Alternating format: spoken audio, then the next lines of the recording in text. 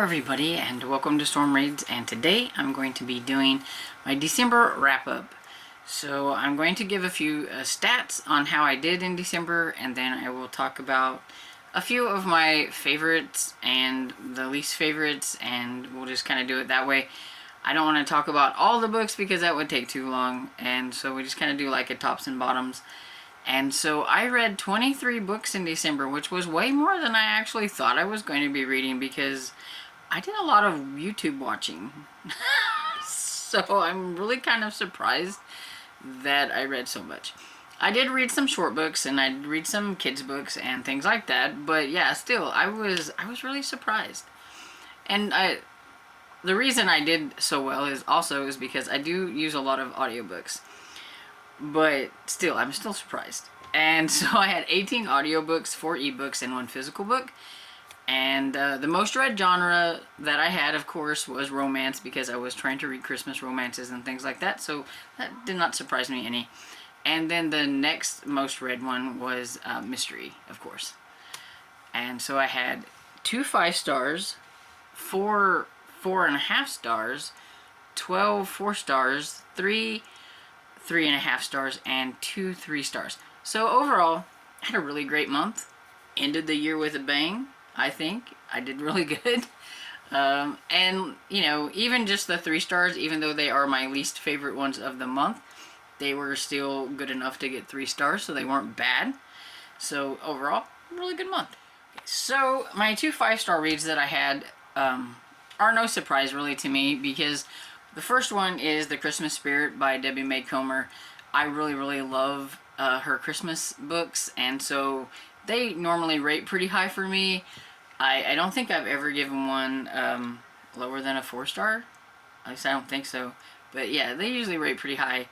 And this one was just a lot of fun because it was about 2 best friends. They've been friends since grade school or whatever, and they've grown up, and they've kind of went in different directions, but they still managed to stay in contact with each other and have lunch at least once a month. And one is a pastor, so he went to school to become a pastor, and then the other one pretty much inherited his father's tavern, so he is a bar owner, and so that's what he does.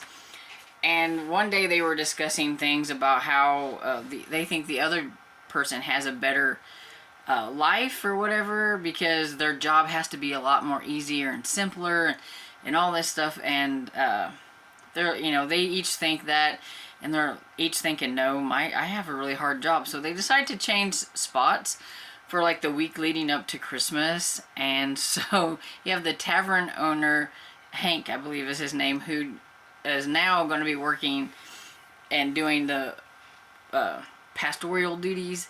He doesn't have to do any preaching or anything like that, but he just has to do the stuff that's leading up to like Christmas Eve, which leads to some really funny moments. And then you got Pete, who is the pastor who has to go and run a bar, and meet some really interesting characters there at the bar. There were some bikers who were very interesting, and some of the parts with them were quite comical, and it was just really funny overall. I really had a blast with it.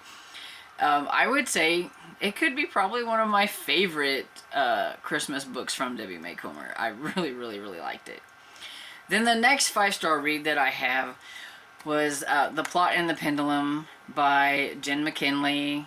That is no surprise. It is the latest book in the Library Lover series, and we all know how much I love my Library Lover series. So it was a lot of fun being back with Lindsay and Sully and Mrs. Cole and all the gang. They're just a lot of fun. I was a little disappointed there wasn't quite as much Mrs. Cole. Can you believe I'm saying that? There wasn't quite as much Mrs. Cole in this one as there usually is. So it was a little kind of a downer. I think I've gotten used to kind of her crabby ways, so I kind of missed them.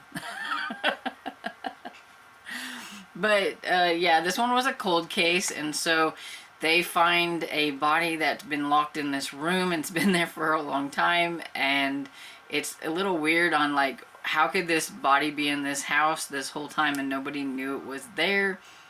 Supposedly nobody even really knew about The Room or didn't really think much about The Room. And yeah, it was it came out in October, so it kind of had like a little bit of a spooky theme to it, so that was a lot of fun.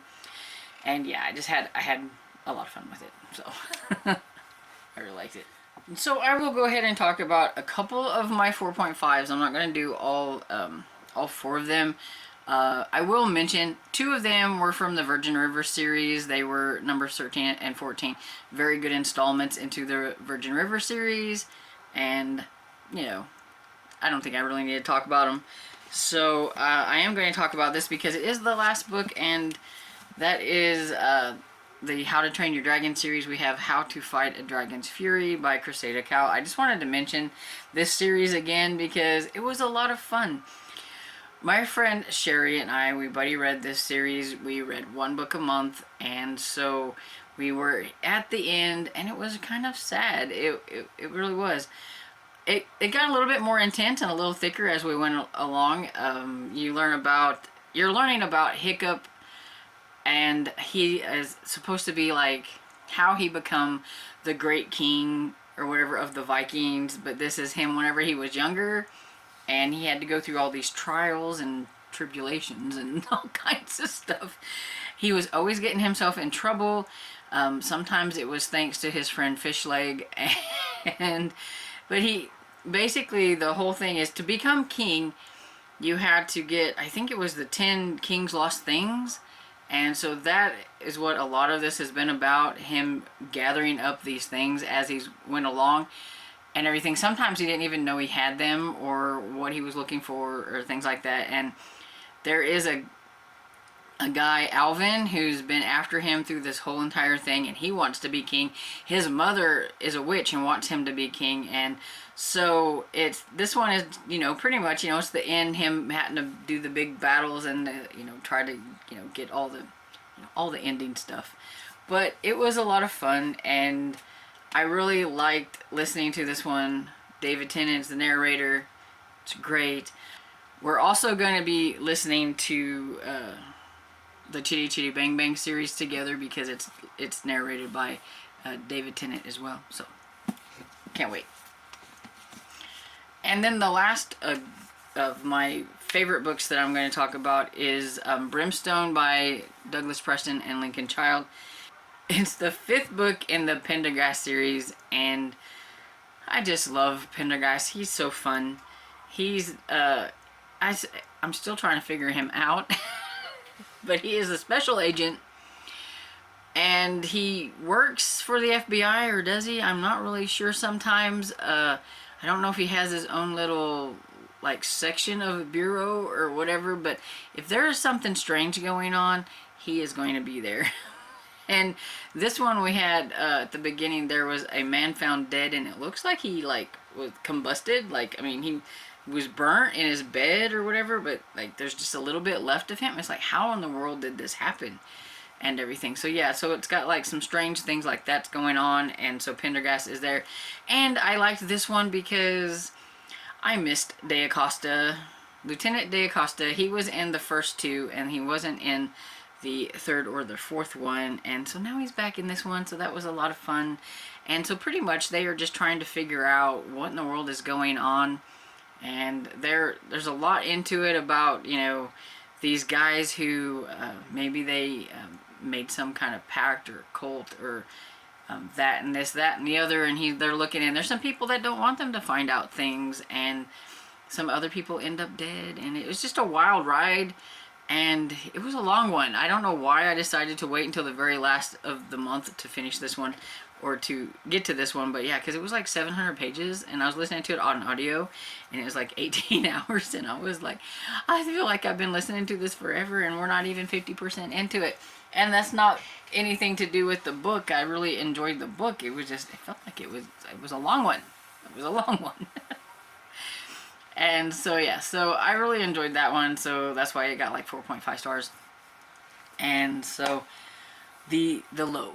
Okay, so my lowest rated that I had for the month, like I said, they weren't really bad books. They were just the lowest rated, and they just happened to be the middle grade and kid book that I read. Yeah, you know, they were just kid books, and they were silly, and I just didn't think they deserved rated higher than like the 3 stars. But that doesn't mean that they were bad books or anything. So we had the Quest Kids and the Dragon Pants of Gold by Mark Lickness or something like that. I can't pronounce his last name. And anyway, this one was just over the top, kind of silly and fun. It had a lot of graphics inside it, and I almost kind of think that it was like part novel and part graphic novel because of the layout.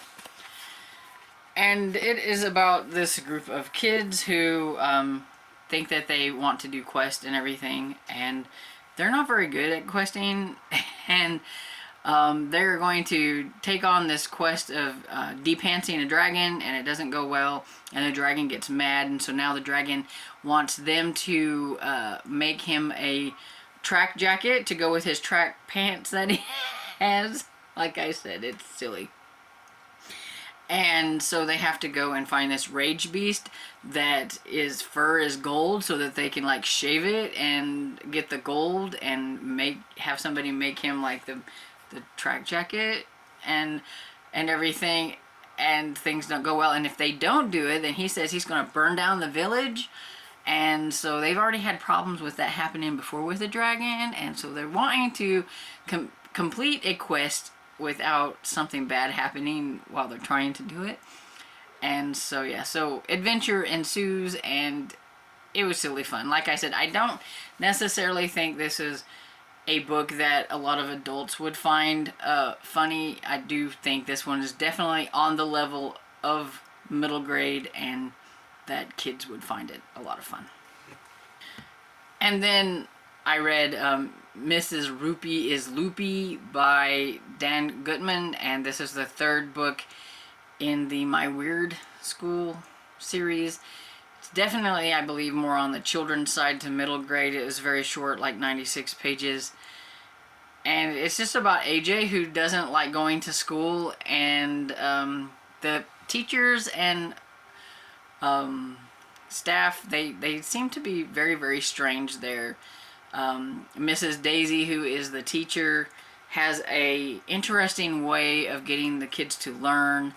In this one, they are learning about the library, and Mrs. Rupee is the librarian, and when they go in there, they find somebody dressed as George Washington, and he's telling them all about Washington and everything, and they're like, is this Mrs. Rupee? And it's like, it looks like a guy because he's dressed up, and they're like, no, that's the librarian, Mrs. Rupee. And they're like, no, they're arguing back and forth, you know, and whenever they ask the librarian, she has no clue what they're talking about. I don't know anything about George Washington, you know, being here or whatever. And so she's like pretending to be these people, you know, in history, dressing up to tell them, but then she pretends like she's not. And so then AJ and them, they're like, they don't believe her, and then they think that, you know, Mrs. Rupee is a little loopy, and maybe they should do something about it, and they have to try to help her realize that, you know, she was the one that is the person dressing up or whatever. It's just silly fun. And I've enjoyed the 3 books that I've read from that series so far. And so yeah, it's just silly fun.